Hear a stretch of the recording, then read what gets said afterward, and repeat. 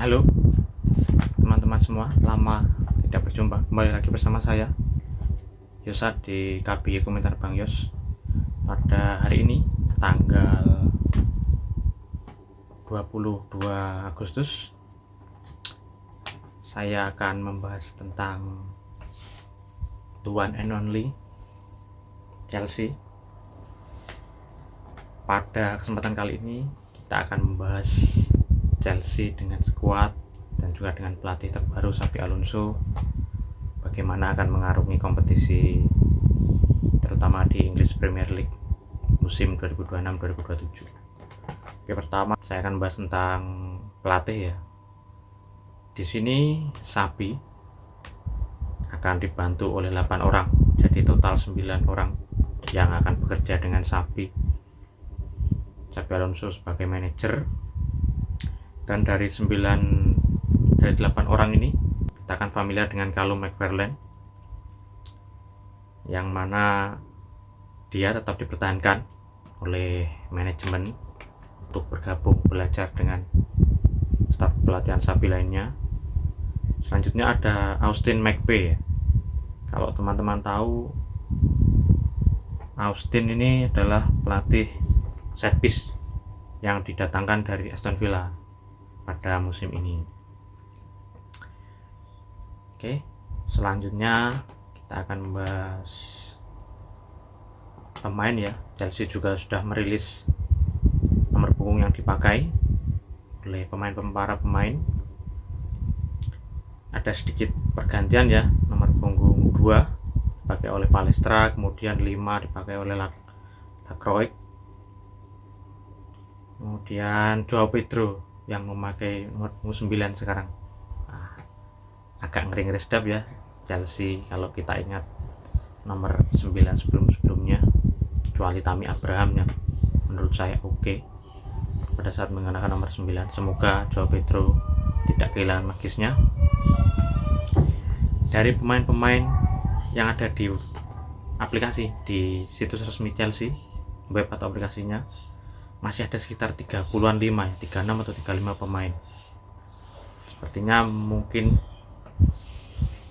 pada saat saya membuat video ini ada juga pemain yang akan resmi dipinjamkan atau loan. Oke, kemudian kita akan membahas tentang pemain-pemain yang masuk dan keluar. Kita lihat sekilas saja ya. Ada Morgan Rogers, Maxence Lacroix, Palestra, Genda dan Barco ini sudah musim kemarin sebenarnya, tapi masih dipinjamkan dan pada saat ini bergabung dengan Chelsea. Begitu juga Emmanuel Emeka, kemudian ada Pep Cavaria sebagai bek kiri ini, kemudian ada Danny Welbeck, Satpaev dipinjamkan, juga Jordan Henderson ya.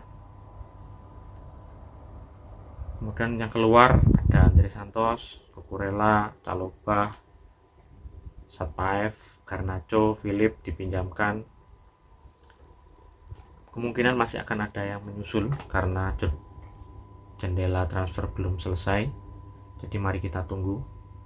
Karena kalau lihat dari skuad Chelsea ini masih banyak sekali ya.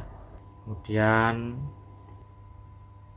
pada musim ini Chelsea hanya akan bermain di domestik ya, di liga domestik. Jadi kemungkinan harusnya kita bisa memanfaatkan stamina dibanding tim-tim lain, tim Big Six yang lain. Oke, selanjutnya saya akan bahas sedikit tentang uji coba terakhir Chelsea, yaitu pada saat melawan Real Sociedad pada 15 Agustus kemarin ya, dengan skor kemenangan 3-1 dimenangkan oleh Chelsea melalui gol Morgan Rogers, gol perdana dari Morgan.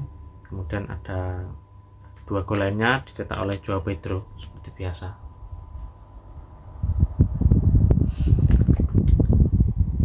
Pada saat melawan Real Sociedad kemarin, Chelsea menggunakan formasi 3-4-3 atau 3-4-2-1 susunan ini mungkin kerangka yang akan kita lihat di musim ini. Sanchez sebagai kiper nomor 1 dan Fofana, 3 backnya ada Fofana, Lacroix dan Colwill. Kemudian Neto, ini agak surprise ya, Neto ditaruh di sayap kanan. Kemudian di sayap kirinya, bukan sayap ya, wing back kanan, wing back kirinya ada Palestra yang bermain pada saat itu. Kemudian 2 DM-nya atau 2 gelandang ini ada James dan juga Caicedo. Kemudian 2 di depannya ada Palmer, Rodgers dan Joao Pedro. Ini menarik ya, kita mungkin agak sedikit bernostalgia ya dengan 3 back. Pada saat dilatih Conte kita menggunakan 3 back setelah kekalahan dari Arsenal 3-0. Setelah itu Conte merubah formasi menjadi 3 back dan di akhir musim kita menjadi juara ya, sedikit cocokologi. Namun kalau bicara formasi ini juga tidak asing bagi Sabi ya, karena pada saat di Leverkusen dia juga menggunakan formasi 3 back dan berhasil. Semoga ini juga berhasil. Mari kita lihat kedalaman squad juga oke. Keepers ada Sanchez dan Mick Penders yang kembali dari peminjaman. 3 back ini sudah ada Colwill, Lacroix, Fofana, Hato, Acheampong, ada James juga bisa. Untuk Fofana sendiri masih absen ya sampai minggu awal bulan depan. Kemungkinan Colwill dan Lacroix harus akan langsung tampil, entah itu ditemani Hato, Acheampong atau James ya. Karena back-back yang lain, Badiashile juga dirumorkan ke Napoli, tinggal tunggu resminya saja. Kemudian untuk Disasi, infonya sudah mendekat ke Crystal Palace. Kemudian Tosin yang infonya juga diincar oleh Benfica. Kemudian di gelandang ini kita yang sangat kaya sekali. Di sana ada Caicedo dan Enzo yang pasti jadi pemain utama. Ada Barco, Henderson pemain baru meskipun nggak mungkin langsung main ya. Kemudian ada Lavia ini kemarin bermain, dapat bermain 90 menit dan bermain cukup oke pada saat melawan AC Milan. Kemudian di sayap, di wing back atau back kiri, back kanan ada Palestra, Gusto kanan, Venda juga bisa dijadikan jadi wingback. Dan ada Cavaria ataupun juga bisa di sisi kiri. Palestra ini yang menarik kita tunggu, karena kemarin pada saat pramusim sangat mengesankan lah permainannya. Patut kita tunggu, semoga dia cukup fit dan oke, karena pemainnya masih muda, bisa di kanan, bisa di kiri pada saat uji coba kemarin pramusim. Kalau 3 pemain depan ini sudah oke ya, ada Pedro, Welbeck, masih ada Delap, Nicholas Jackson yang belum jelas juga masa depannya akan tetap di Chelsea atau keluar, namun rumor-rumornya dia akan dipinjamkan atau akan hengkang ya. Kemudian ada Palmer, Estevao, Rodgers, Gittens, Genda pun juga bisa di sisi kiri maupun kanan.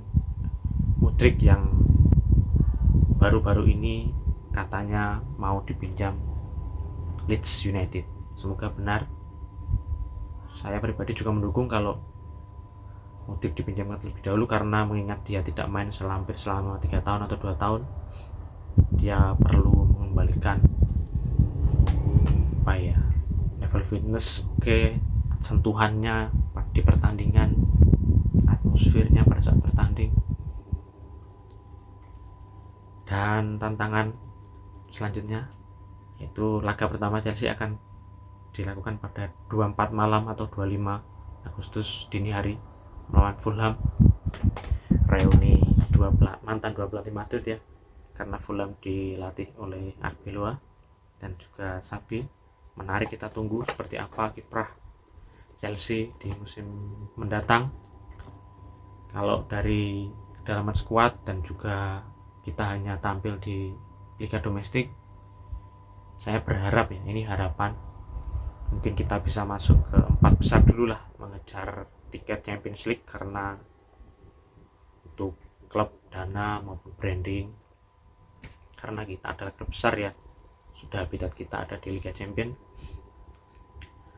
Kemudian mungkin bisa di posisi 3. Kalau harapan saya mungkin di posisi 3 sudah oke, atau 4 lah, atau paling enggak 5, karena siapa tahu 5 klub yang lolos ke UCL, baru musim selanjutnya kita akan menantang gelar.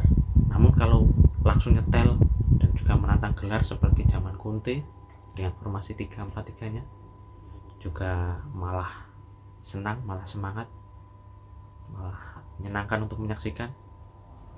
Jadi saya sangat menunggu gimana prediksi teman-teman fans Chelsea, di mana klub ini akan bertengger di akhir musim.